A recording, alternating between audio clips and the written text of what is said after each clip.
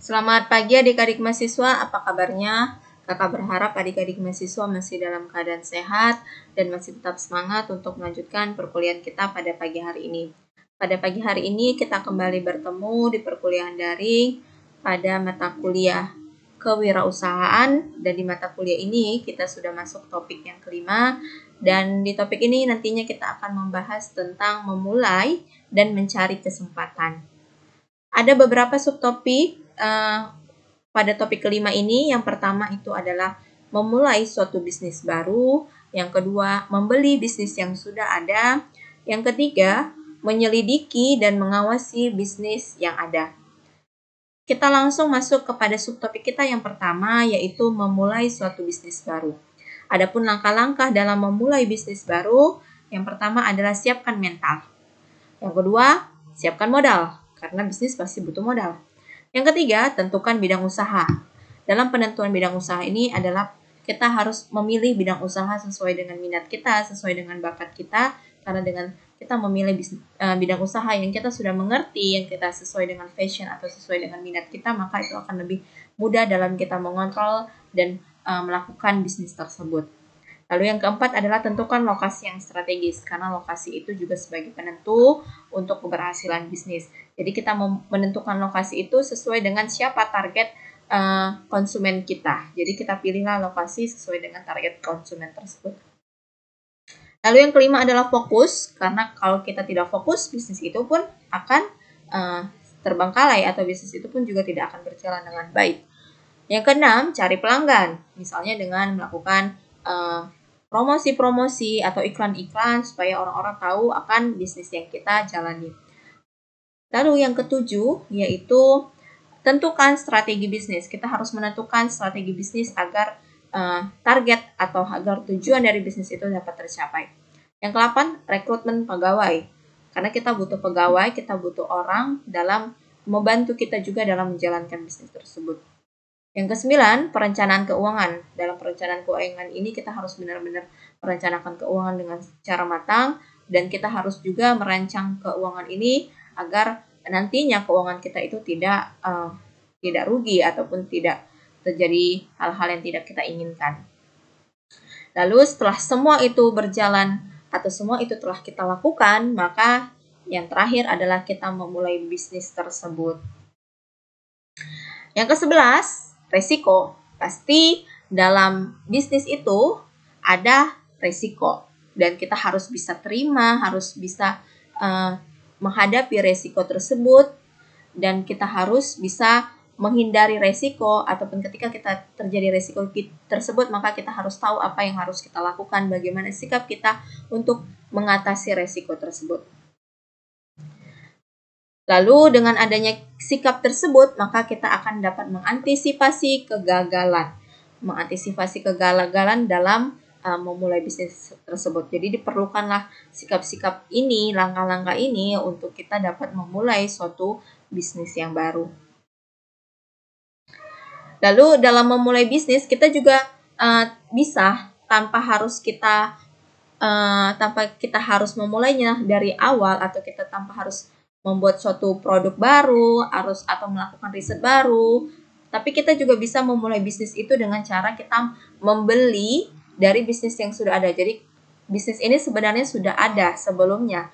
Jadi mungkin karena bisnis tersebut atau perusahaan tersebut mungkin mengalami masalah keuangan atau mengalami hal-hal lainnya sehingga bisnis tersebut dijual oleh pemiliknya, maka kita beli perusahaan tersebut dan kita jalankan bisnis tersebut. Itu juga menjadi suatu langkah kita untuk memulai suatu bisnis. Dengan cara apa? Membeli bisnis yang sudah ada. Adapun alasan-alasan untuk membeli bisnis yang sudah ada, yang pertama adalah mengurangi ketidaktahuan dan ketidaktentuan. Jadi ketika kita memulai bisnis yang baru, yang benar-benar kita rintis sendiri, yang kita mulai benar-benar dari nol, maka banyak resiko yang akan kita hadapi. Tapi ketika kita membeli bisnis yang sudah ada, itu akan mengurangi tingkat resiko tersebut dan mengurangi tingkat ketidaktahuan dan ketidaktentuan yang akan kita hadapi. Lalu alasan yang kedua adalah memperoleh bisnis yang sedang berjalan dan mengembangkannya dengan mengembangkan hubungan yang baik antara pelanggan dan pemasok. Jadi ketika bisnis itu adalah kita beli, maka kita sebenarnya sudah ada pelanggan. Jadi kita tidak mencari pelanggan lagi. Tinggal bagaimana kita menjalin hubungan baik kita dengan pelanggan tersebut dan bagaimana menjalin hubungan baik kita dengan pemasok dari bahan baku bisnis kita tersebut. Jadi kita tidak benar-benar mencari pelanggan, tidak benar-benar mencari pemasok atau distributor atau supplier dari bisnis kita. Tapi kita sudah punya batu loncatan sendiri, sehingga kita sudah punya pelanggan, sudah punya pemasok, dan yang terpenting adalah kita tetap menjalankan hubungan baik kita dengan mereka.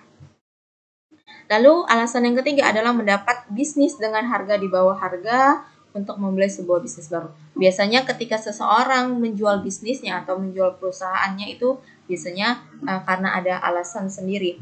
Misalnya karena ada alasan keuangan. Jadi ketika dia menjual bisnis tersebut atau menjual perusahaan tersebut, maka kita dapat membelinya di bawah dari harga ketika kita memulai bisnis dari awal. Jadi ketika kita membeli bisnis yang sudah ada, kita bisa lebih berhemat. Kenapa?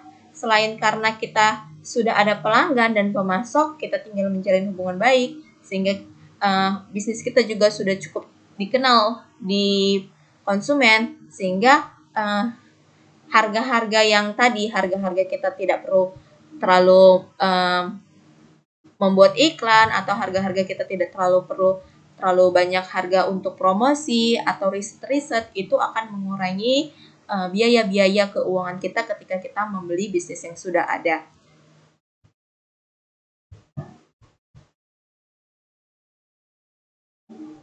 Lalu dalam membeli bisnis yang sudah ada ini, dalam menjalankannya kita perlu melakukan suatu penyelidikan dan pengawasan terhadap bisnis yang sudah ada ini. Dimana dalam membeli bisnis yang sudah ada ini perlu seseorang pembeli untuk menyelidiki terlebih dahulu apakah bisnis yang akan dibeli tersebut. Dimana orang yang dapat memberikan informasi itu bisa berupa pemasok atau banker, pegawai, dan pelanggan bisnis. Jadi ketika kita ingin membeli bisnis yang sudah ada, yang sudah berjalan sebelumnya, maka kita tidak langsung membelinya begitu saja, mungkin karena harganya murah jadi kita langsung beli, tidak. Tapi kita juga harus perlu menyelidiki dan mengawasi apakah bisnis tersebut masih bisa berkembang nantinya, apakah adanya kendala-kendala atau ada hal-hal buruk atau image yang tidak baik terhadap perusahaan tersebut sehingga perusahaan tersebut mengalami kerugian, di mana image tersebut tidak bisa diperbaiki nantinya ke depannya. Jadi kita harus benar-benar mendapatkan informasi dan menyelidiki hal-hal tersebut agar nantinya bisnis tersebut dapat menguntungkan bagi kita. Di mana informasi tersebut bisa kita peroleh dari pemasok atau dari supplier, dari banker, dari pegawai, dan juga dari pelanggan bisnis kita. Ada 4 hal yang perlu dilihat dalam menyelidiki dan mengawasi bisnis yang sudah ada. Yang pertama adalah mempercayai pendapat profesional. Jadi ketika kita sedang menyelidiki apakah bisnis tersebut memiliki image yang baik atau memiliki keuntungan nantinya ketika kita menjalankannya, maka hal yang perlu kita lakukan adalah kita harus mempercayai pendapat dari orang-orang yang profesional di dalam bidangnya. Lalu yang kedua adalah kita menyelidiki mengapa bisnis tersebut dijual. Kita harus tahu alasan kenapa bisnis tersebut dijual. Lalu yang ketiga adalah memeriksa data keuangannya. Kita lihat bagaimana data keuangannya. Apakah keuangannya ini selama beberapa tahun atau selama beberapa periode itu selalu mengalami minus atau selalu mengalami kerugian, sehingga nantinya kita dapat memprediksi ketika bisnis tersebut kita beli apakah bisa nantinya keuangan itu menjadi lebih baik dan mendapatkan untung kita dalam bisnis tersebut. Tapi kalau seandainya memang ketika kita prediksi ternyata kedepannya pun keuangan dari bisnis tersebut tidak baik dan akan tetap menjadi suatu hal yang merugikan, maka itu menjadi suatu hal atau alasan kita untuk tidak membelinya. Tetapi ketika kita memeriksa data keuangannya dan mempercayai pendapat-pendapat profesional terhadap bidang-bidang keuangan tersebut atau bidang-bidang pemasaran, dan mereka mengatakan bahwa kedepannya bisnis ini masih bisa berjalan dengan baik dengan melakukan program-program tertentu, maka kita bisa menjadi hal tersebut itu menjadi pertimbangan bagi kita untuk bisa membeli bisnis tersebut dan menjalankan bisnis yang sudah ada tersebut. Lalu hal yang keempat adalah faktor-faktor non kuantitatif dalam menilai sebuah bisnis. Di mana faktor non-kuantitatif ini nantinya kita akan jelaskan apa aja itu faktor non-kuantitatif itu ketika kita menilai sebuah bisnis. Ini penjelasan dari keempat tadi. Yang pertama dalam hal mempercayai pendapat profesional, di mana seseorang pembeli harus mencari bantuan ahli luar untuk mencari informasi mengenai bisnis yang sudah ada, di mana sumber yang dapat dijadikan ahli luar yaitu bisa berupa seorang akuntan ataupun seorang pengacara. Jadi dia melihat bagaimana laporan keuangannya, bagaimana status hukum dari perusahaan tersebut. Jadi kita bisa menerima masukan-masukan dan mempercayai masukan-masukan dari orang-orang yang profesional di bidangnya. Lalu calon pembeli harus mencari nasihat dan bimbingan dari para ahli, tetapi pada akhirnya seorang pembeli itu harus mengambil keputusannya sendiri untuk membeli bisnis yang sudah ada atau tidak. Jadi ketika dia sudah menerima masukan dari para ahli, maka keputusan untuk membeli atau tidak membeli itu ada di keputusan dirinya sendiri. Lalu yang kedua, menyelidiki mengapa bisnis tersebut dijual. Ada beberapa alasan umum kenapa bisnis tersebut bisa dijual. Yang pertama, usia lanjut atau sakit. Misalnya pemiliknya sakit atau dia sudah tua, jadi dia tidak punya tenaga untuk menjalankan bisnis tersebut. Lalu yang kedua, keinginan melokasi ulang bisnis. Jadi dia punya keinginan untuk relokasi ulang bisnis tersebut, atau dia misalnya pindah rumah sehingga dia tidak bisa menjalankan bisnis di daerah yang jauh dari rumahnya sehingga dia perlu relokasi bisnis ke tempat yang atau rumah yang baru dijadikan tempat rumahnya tersebut atau lokasinya tersebut. Lalu yang ketiga, keputusan untuk pindah ke perusahaan lain. Yang keempat, ketidakuntungan dari bisnis tersebut itu juga menjadi suatu alasan kenapa dijual oleh pemiliknya.